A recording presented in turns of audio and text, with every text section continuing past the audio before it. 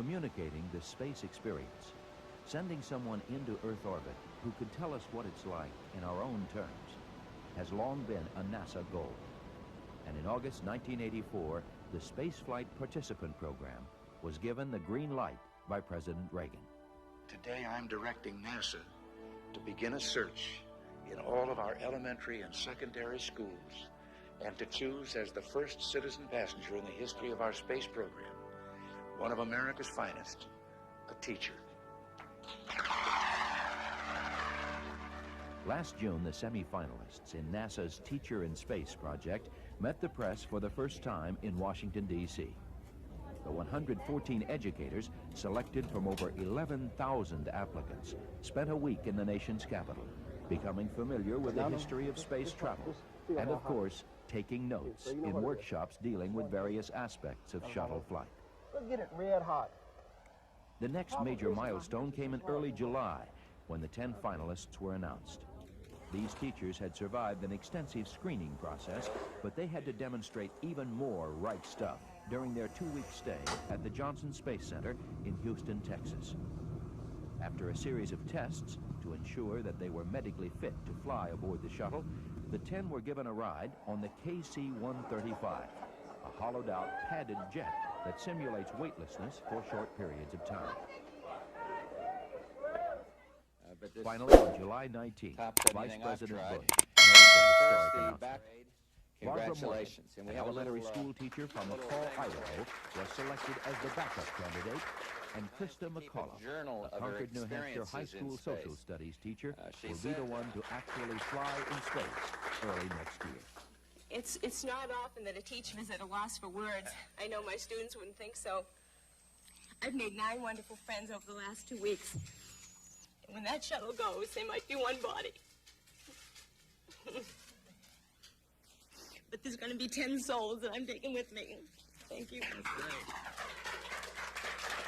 You can see everything. Since their selection, Christa and Roger have been training in Houston. There's been a lot to learn, but they've shown that good teachers make excellent students. During her shuttle flight, in addition to keeping a journal, Mrs. McAuliffe will teach 2 live lessons from space. One called The Ultimate Field Trip, and the other, Where We've Been, Where We're Going, Why, which will be broadcast via satellite to schools around the country. She will also do a number of other experiments that will be filmed for classroom use after the mission is complete. Her goal?